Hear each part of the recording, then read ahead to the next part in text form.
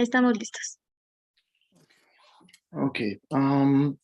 Hello and welcome to the 16th International Congress on Classical Studies of the Fédération Internationale des Associations d'Études Classiques, FIEC, Mexico City 2022. I am Sergio Bloton Marquez, and I'm the moderator of this 69th session, Discourses on Globalization and Regionalism 6. It's an absolute pleasure to be here. Welcome to all of you, and thank you for joining us. Please let me introduce our speakers. Dr.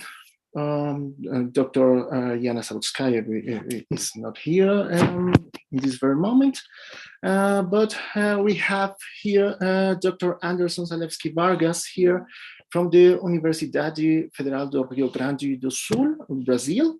And we also have Samira Makani, also from the Lomonosov Moscow State University. Please remember, each speaker will have a total of 15 minutes for your communication. We'll save some time at the end to address any questions. To everyone who's joining us through Facebook, Zoom, and YouTube, please submit your questions in English. Use the chat feature, and I will read them out loud. Okay. In first place, Dr. Anderson will be discussing the reception of ancient lawmakers by the laws of Brazilian press and congressmen from the first half of the 19th century. Dr. Anderson, the floor is yours.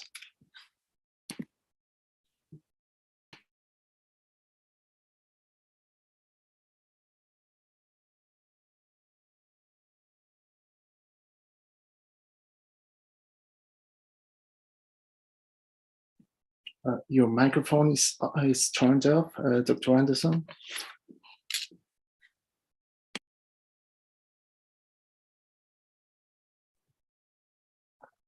Good afternoon. I'm very glad to be here with you, Sergio Marquez, Samira Makane, Yana Zabutskaya. Well, I'm going to present, and let me start here.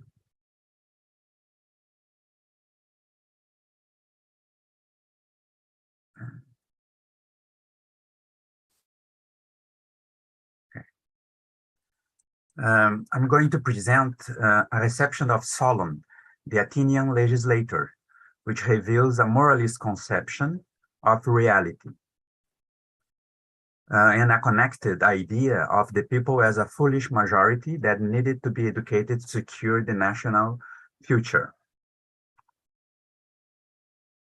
This is a commonplace of the cultural and political thought in Brazilian and Latin American history. I study a singular chapter of this tradition, where the reception of ancient Greek and Roman had an important role. This is a result of my research, Meanings and Itineraries of a Lost Tradition, the reception of ancient history in the political debate of the press in Rio Grande do Sul in the first half of the 19th century.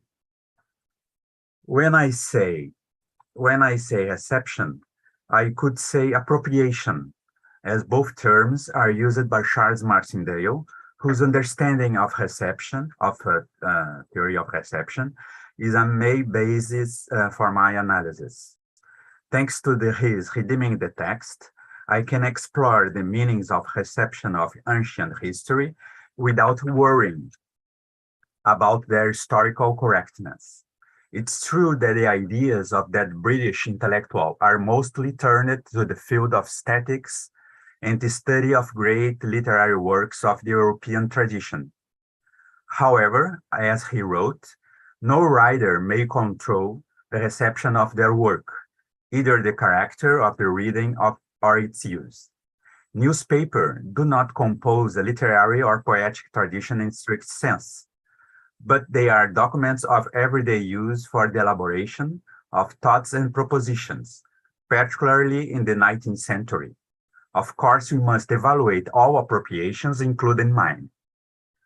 I started investigating the newspapers of my state, Rio Grande do Sul, during a stasis time, a revolt against the royal power between 1835 and 1845, the Revolução Farroupilha, the Ragamuffin Revolution. Thanks to the internet, I was able to compare them to other Brazilian and Portuguese newspapers. Another important reason of this procedure is that many of Brazilian's public writers, the journalists of that time, were Portuguese or had been educated in Portugal. Since the 16th century, the European expansion established commercial and intellectual exchange routes around the world, and the political and cultural implications of the Portuguese royal family escape to Brazil, running from Napoleonic invasion, are well known. It began a process that culminated in the Liberal Revolution in Portugal, 1820, and the independence of Brazil, 1822. In political terms, there was an effervescent scenario on both sides of the Atlantic. The press is an important vestige to know the political history of those times, because the many newspapers were special resources of the disputes about the nature and the future of the nation. The appropriation of the ancients was a frequent component of arguments in those controversies. Meaning of particular appropriation of Solon. I'm grateful to Mariana Zanetti, my research assistant in 2020, that found this appropriation of Solon by a Portuguese congressman. On April 11, 1821, Pereira Carmo defended the Agricultural Commission's bill on cereal prices and the ban on imports of foreign cereals, saying at one point, "The Commission now repeats what they said in another age Solon to the Athenians. I do not give you the best possible laws, but those that you are able to receive." Mariana Zucchetti has easily identified this as a quote of the Plutarch's Life of Solon. We can read this translation in Perseu's project. Therefore, when Solon, was afterwards asked if he had enacted the best laws for the Athenians, he replied, the best they would receive. I found a similar appropriation in a newspaper of my state, the News Reporter, O Noticiador, published in Porto Alegre between 1832 and 1836. It was liberal, took the Ragamuffin side in the revolution, was one of the most important because published political controversies.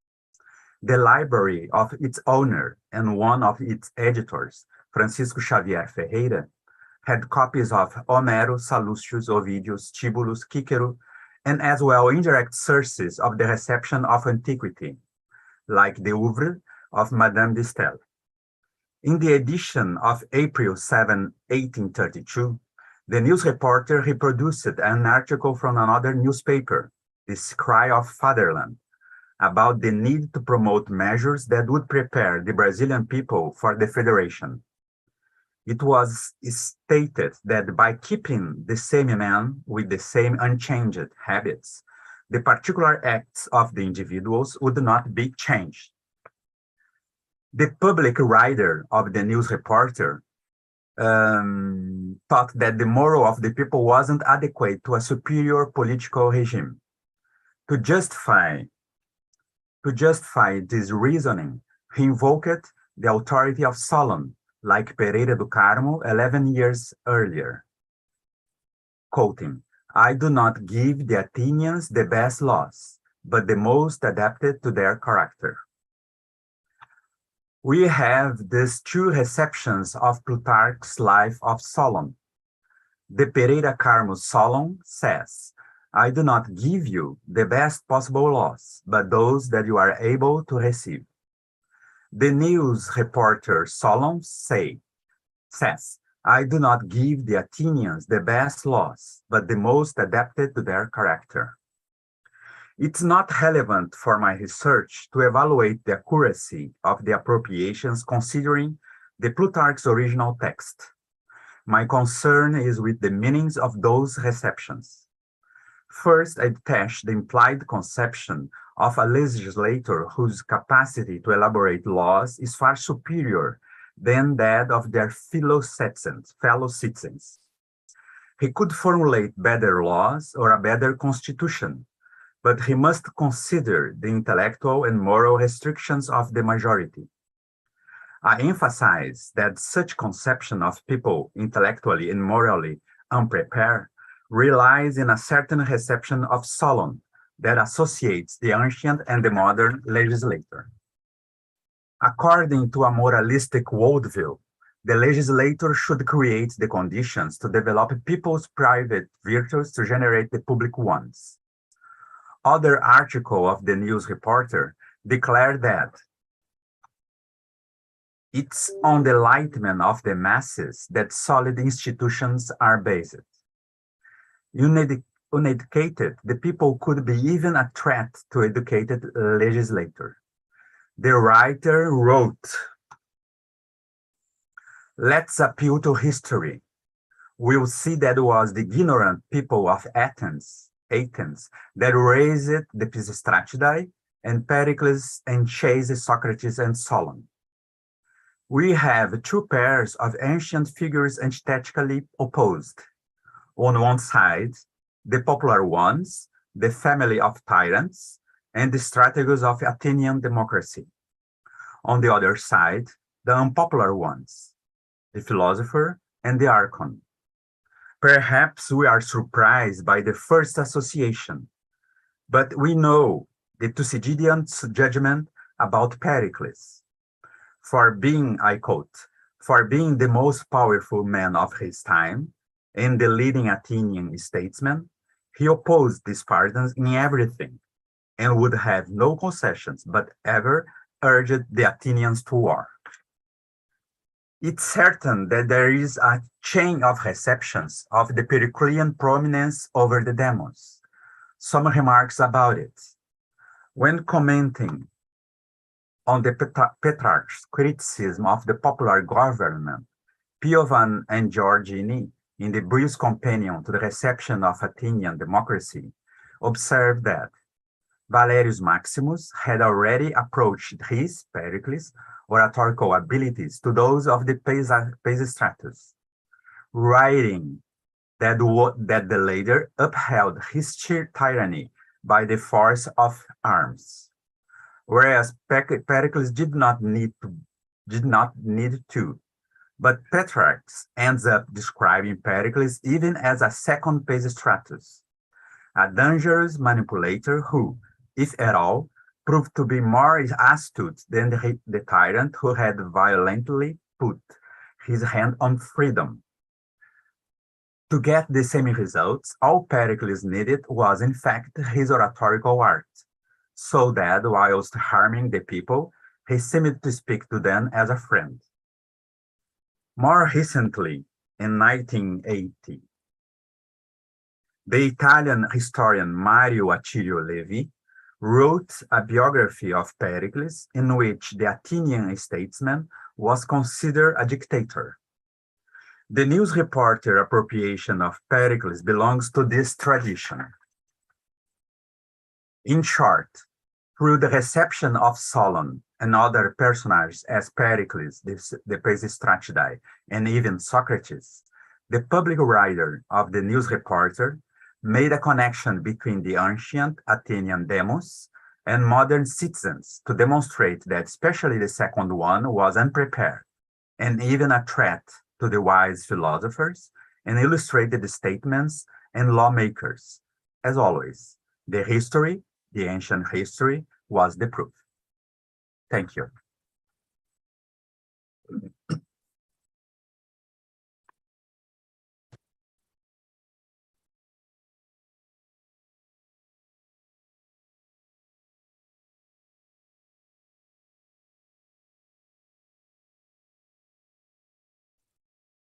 No. I'm so sorry, you're muted. We can't hear you. Can you hear me now? Yes, we can hear you now. Okay. Well, thank you very much, Dr. Anderson, for your communication.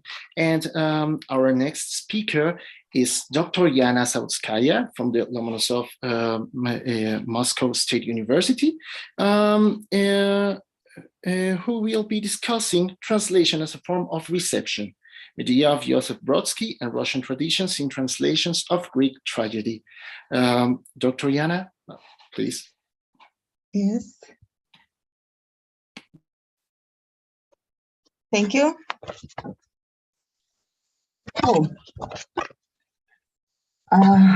At first, I will briefly outline the history of translation of Greek tragedy in Russia. The history of Russian translations of ancient Greek tragedy starts at the end of 18th century. This history presents traditional alternations of two main types of translation, free and literal. The goal of the first is readability. Sorry, something is not working. Okay, yes. Readability, to bring the original text close to the reader, and a literal translation, vice versa, brings the reader close to original text, and sometimes its efforts to preserve the peculiarities of the original text can violate the aesthetic canons of the target culture. We can call it foreignizing. It should be said that despite the apparent orientation towards European models, the types and functions of translation in Russia differ from the English system. I'm speaking about Anglophone tradition at the closest to Brodsky. In Russian culture, for one hand, the main trends of translation are similar, free, literal, prose translation, and verse translation, but in Russia, and that's the difference, the prose translation was a part of tradition only in the end of 18th century and partly in 19th, being introductory and educational in its purpose. From the middle of 19th century, we can see mostly verse translations gradually approaching to the metrical patterns of the original.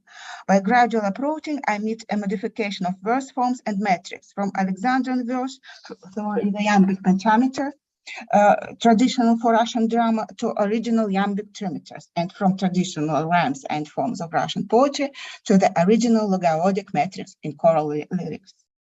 But the main specificity in translating Greek tragedy or any other text in Russia is determined not by the text, but by the attitude towards them and the very fact of their appearance. In Russia, we have the idea of the only one ideal proper translation for each classic text. It is not always stated explicitly, but it is clearly felt. So almost every attempt met with harsh criticism.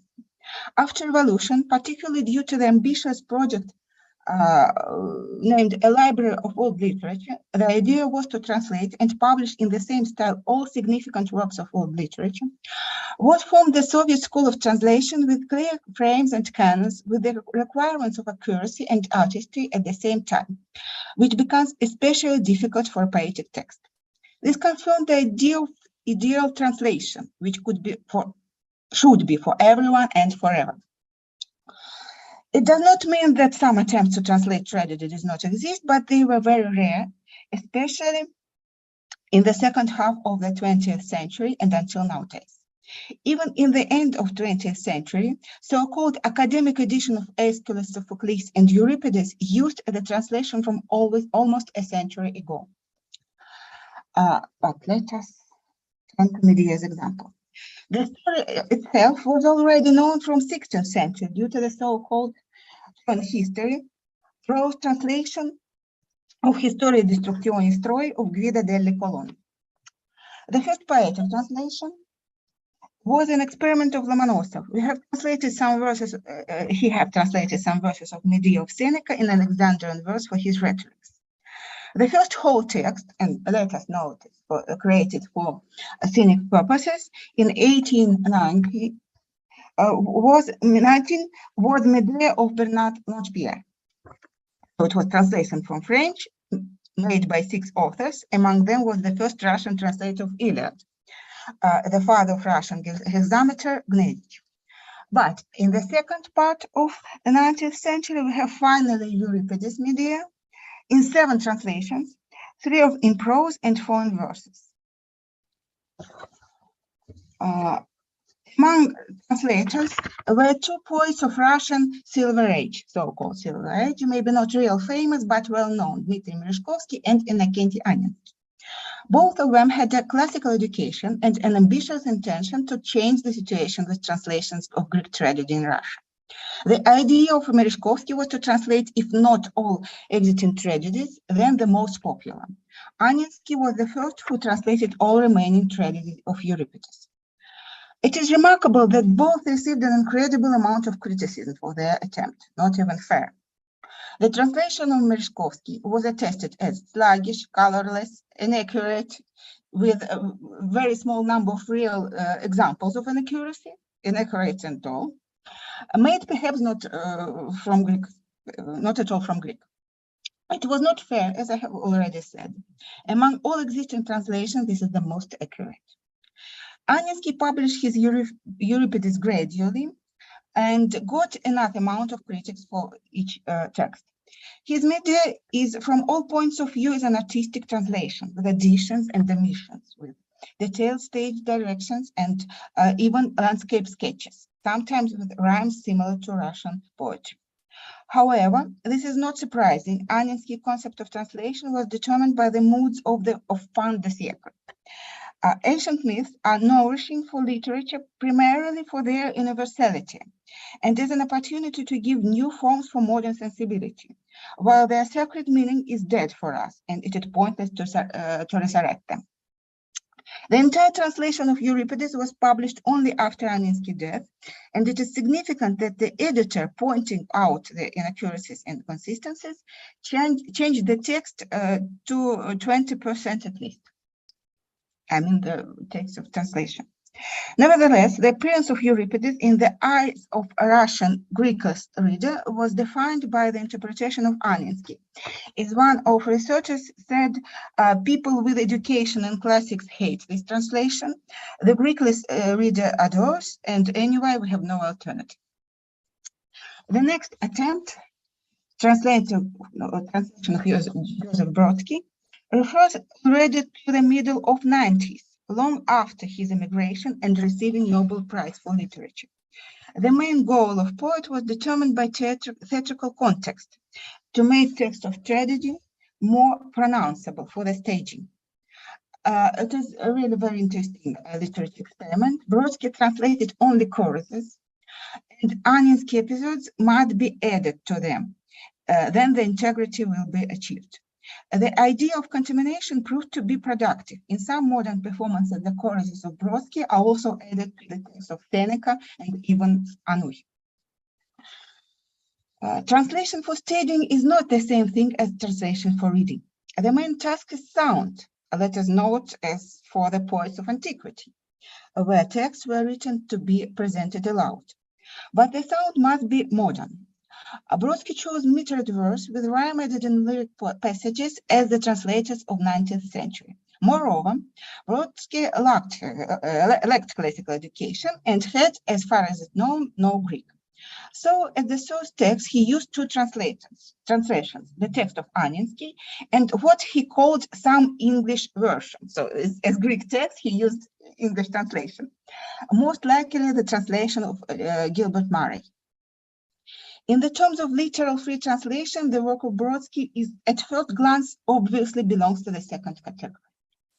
The translator added 45 lines of the prologue, and translated text itself shows all the characteristics of the author's poetics. Accentual verse in the poetry of Brodsky imitating ancient verse, enjambment, though their function is directly opposite to the traditional, providing extension and gap, not brevity and coherence. Alliteration, sometimes similar to the eternal rhyme, finally rhyme itself. However, to avoid bias in the characteristics of literal free translation, I tried to apply the method of objective measurement of the accuracy and freedom of translation and consider our text in comparison. For the analysis, I took the first specimen. It's Russian, but situation, never mind. The word marked in green corresponds to the source, to the Greek. The yellow ones are added. Blue is the words that do not fully correspond to the original, stylistically colored or having additional semantic connotation, for example, melody for hymn, Apollo for Phoebus, and so on. For the sake of clarity, I also marked up the translation of Merezhkovsky and Aninsky and Murray in this way. So the first is Merezhkovsky, in the middle is Aninsky, and in the right translation of Brodsky, and with the original text, the translation of Murray. You can draw your own conclusions. To be short, we can see that both Aninsky and Murray have many periphrastic expressions, while Brodsky, an abundance of yellow shows that, has most of his own additions.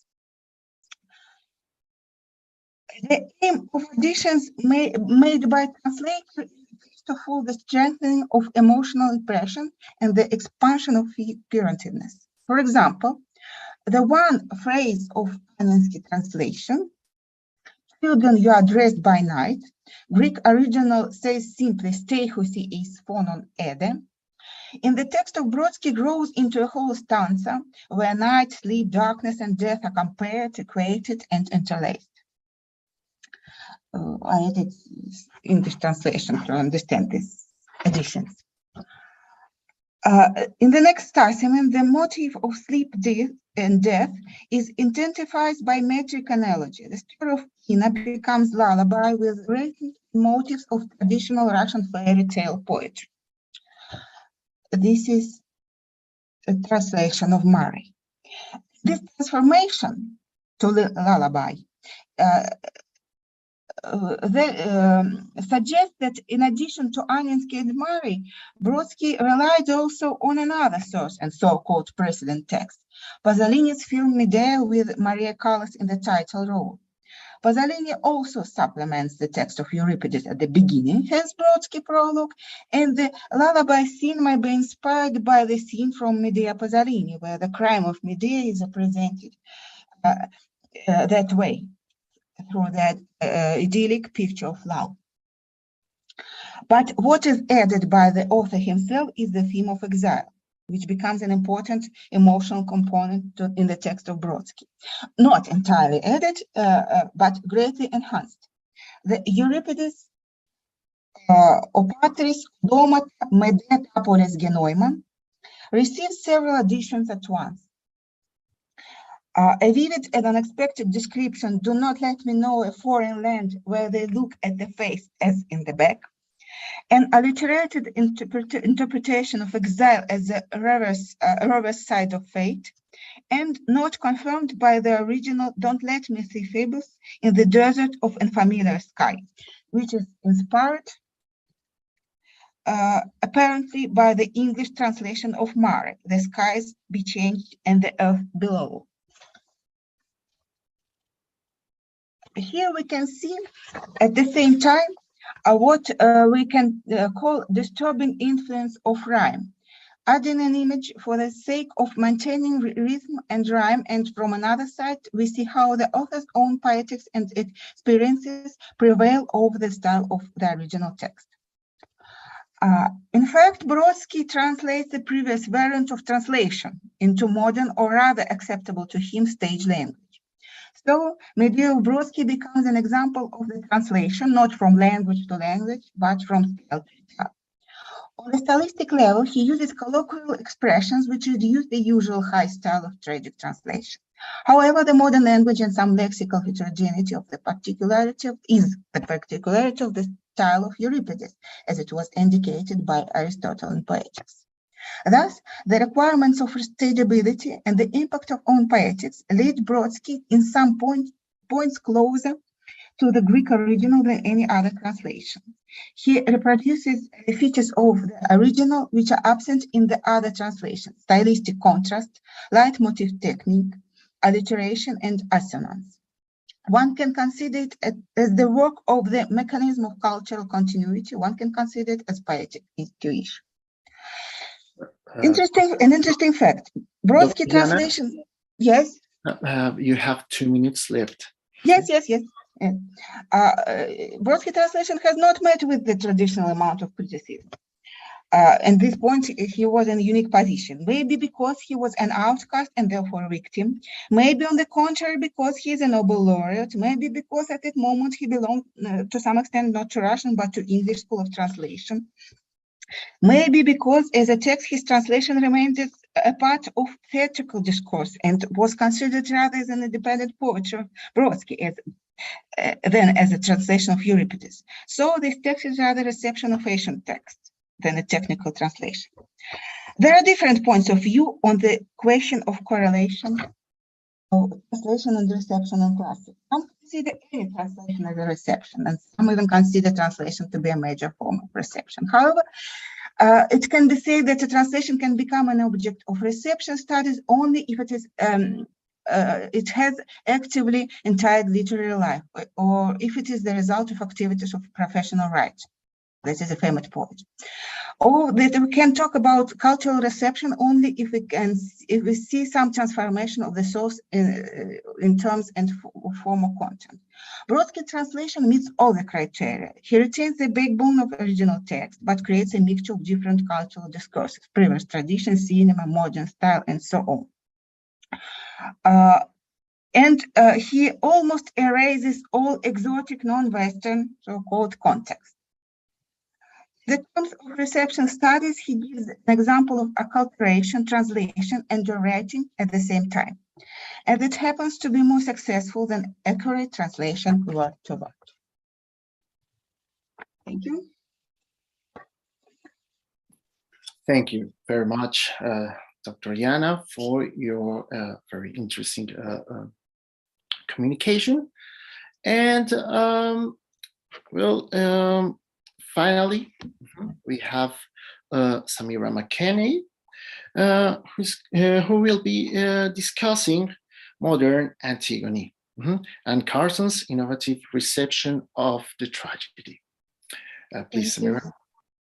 I'm just gonna share my screen. I hope everyone can see that. So back in 1853, in the preface to his fragment of the Antigone, Matthew Arnold argued that the conflict in the tragedy of Sophocles between the heroine's duty to her brother's corpse and that to the laws of her country is no longer one which it is possible that we should feel a deep interest.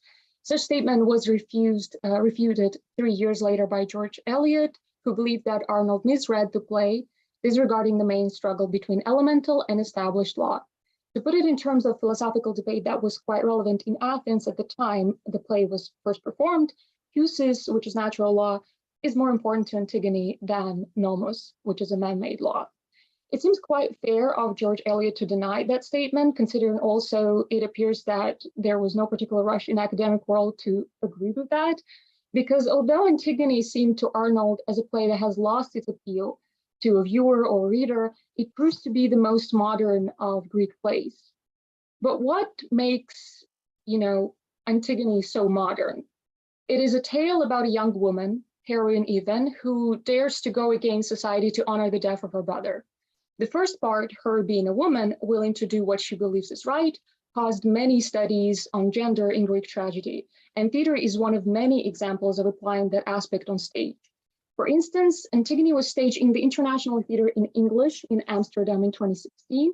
It was adapted by Cynthia Taylor and directed and produced by Theodore Woodsah.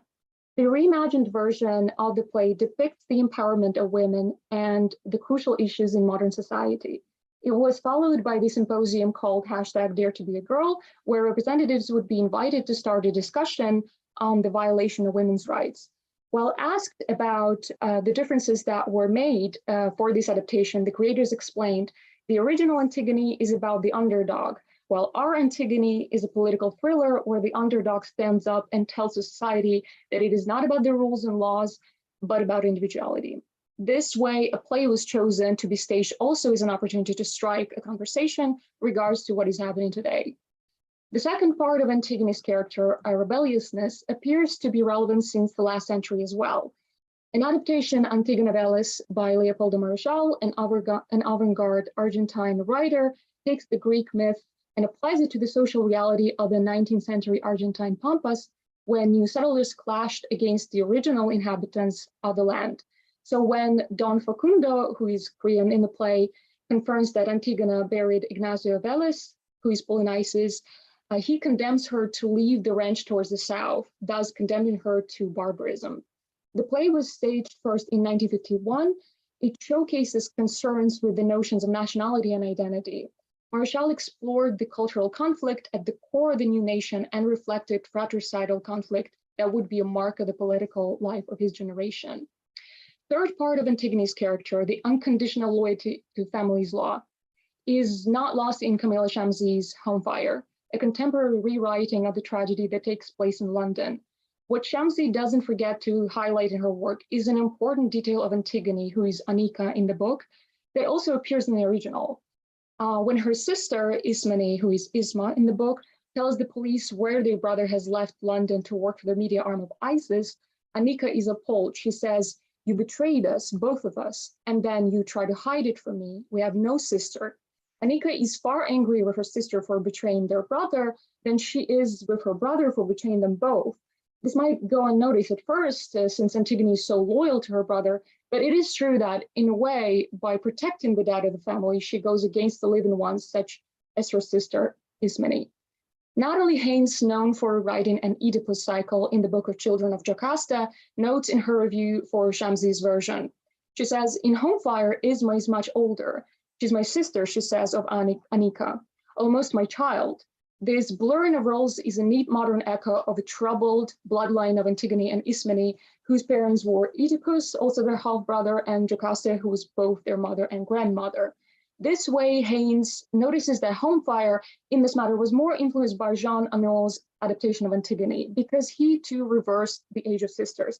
In his view, Antigone was not the dutiful older sister, but rather the young rebel. It's quite interesting that Shamsi keeps this choice in her version as well, considering Sophoclean play, even if without intent, seems to break that stereotype. And another aspect of modernity of the tragedy can be noticed in Creon's character as well, as he is no less important figure in the play. Elizabeth E. Bobrick, for example, sees in Antigone an opportunity for us to learn about the dangers of extremism. She argues that a play mirrors the America's current state, in which political and moral views are framed in terms of a fight between patriot and a traitor, defenders of civic order and its enemies, and law and conscience. She says, "A single person in power, if he persuades or frightens enough people, can cause the suffering of innocence and the loss of institutions and costumes on which civil order rely." Although, as one can see, an interest in Antigone extends beyond the studies of classics, going as far as to politics, feminist literature, performance, philosophy, the modern interpretation still exists in the world of classical scholars, and specifically Antigonic, a translation by a Canadian professor of classical studies and an awarded poet in Carson. Antigonic, and here you can see a 2012 version, is made both in visual and textual format. The pages on the right consist of Carson's translation of Sophocles' Antigone. The pages on the left are blank, and in between them, there are drawings printed on a transparent paper by an artist, Bianca Stone. The illustration can be placed beside the translation, as you can see here, or you can flip it above the text so that the words become part of the picture. Carson's translation itself is printed in her own handwriting in capitals with minimal punctuation, which is a reference to the papyrus Greek text. A coloring is a combination of red and black, red for character names, black is for their dialogue. It is a quick, concise translation that often radically transforms Sophocles' words into simple and straightforward sentences. For example, the 5 lines of the chorus last speech are reduced to 1 sentence. Last word wisdom, better get some, even too late. Carson also adds much of her own material to Sophocles' translation, such as the brief comic discussions between Antigone and Ismene about Hegel at the very beginning of the play. You can see them here. Hegel might have been the first to turn Antigone into an interpretive problem, as Steiner asks in his Antigones whether the modern interpreter can escape the power of Hegel's reading of the play as a dialectical conflict of equal opposites. The answer for him is no, and it seems that Carson believes that as well, because she mentions him directly in the translation. She also adds a dialogue to a chorus that reminds Antigone about Brecht's staging of the tragedy. Eurydice complains that she has only one speech of an entire play. She quotes a character from Virginia Woolf's To the Lighthouse. Carson also introduces a new character named Nick, hence the Antigonic, described as a mute part. Always on stage, he measures things.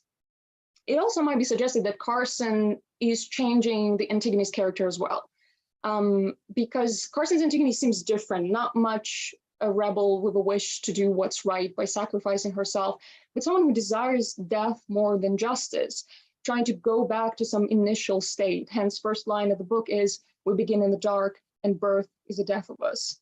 There's also an interesting change of the meaning of some courses as well. The first Asimon, for example, is quite known for the discussions around the word deinos in the first line. The keywords deina and deinoteron form a strong accent and reveal a range of possible meanings. It could be terrifying and wonderful, powerful and resourceful, amazing, but at the same time, horrific.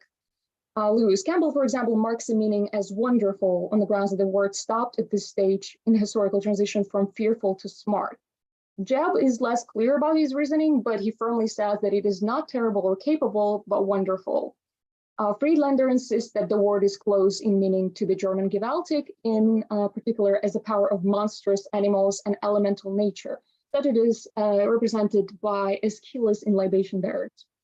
Schlesinger argues that the repetitive deinos here denotes primarily human mental abilities, which in themselves are ethically indifferent, like Aristotle's concept of deinotes. All these views increase the confidence that in 5th century BC, the term deinos had a wide range of meanings, and the contents should determine which segments of this range are most applicable. The context of this ode supports at least two main and somewhat divergent aspects of those meanings: the amazing abilities of man and the danger they contain. Carson also chooses an ambiguous word for her translation, which is an adverb terribly, which can be used to emphasize something both good and bad. But if deinos is only an epithet to anthropos, Carson adds to it a less ambiguous word, which is quiet, who previously chosen terribly, thus making a new epithet of her own, terribly quiet, which isn't there in the original text. By doing this, Carson has shown her awareness of this debate around this fragment, yet adds to it and changes its meaning using her own vision of a man. As for the word itself, Carson capitalizes it, which may not be of a great importance in comparison to the original text. And also, as I mentioned, in the first illustrated edition that you saw, 2012 edition, everything is written in capitals in her own handwriting. But in the 2015 paperback reprint, all dialect is typed in lowercase, and when something is capitalized, which usually are cities or characters and names of characters, it does stand out. The next line translates something like, "He passes through the gray sea during a storm of the south wind." Carson translates it like, "His footsteps pass so perilously soft across the sea." So perilously soft is a continuation of Carson's metaphor of a quiet person. This creates an image quite different from that of Sophocles. In the tragedy, danger is present with the same measure as a miracle. More than that, you can find these lines a reference to similar metaphor in Aeschylus' Libation Bearers about the forces of horror in the world.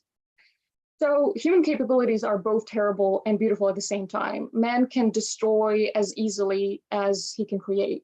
The variability that the human mind endows him with a double ability that can lead him to the pinnacle of culture, as well as to self-destruction or destruction in general, depending on his morals. Carson, on the other hand, imagines a person who repeats similar actions cyclically every Tuesday, which is another original insert of hers, which lead only to one thing, which is death. This is a more modern and existential view of human nature. The word death is also distinguished by a capital letter, and at first it may seem like a completely logical choice, since with this word, she translates the kingdom of Hades. But it is interesting that Carson does not capitalize the word earth, although in the same stasim right here, by context, it is more likely about goddess Gaia. Death stays dark is a translation of only he will not be saved from Hades, referring to the very first lines of Antigone. All that is being mentioned, the paradox of Carson is in the fact that unlike the impression of her works, her goal is quite opposite, to get rid of the self in translation. Yet her presence as an author within her translation has become an essential and recognizable part of her creative work. In regard to a phenomenon of Greek plays continuing to be appealing to a modern audience, and Carson said, "I don't feel much direct relevance of ancient things to modern things. What's entrancing about the Greeks is that you get little glimpses of similarity embedded in unbelievable otherness in this huge landscape of strange convictions about the world and reactions to life that make no sense at all. This is exactly why Carson's translation or interpretation stands out. She makes it her own, even if it might seem strange or not easy to define. It's not as much a commentary on a political or a social climate of the world, but a commentary on a play itself and the studies around it. Besides that, not only it is possibly a way for Carson to grieve over a loss of her own brother, it might also be a tool to express some of her own views as an academic, classical scholar, poet, visual artist, or if using the Greek word that she prefers, herself with a poetess. And that's it. Thank you so much for your attention.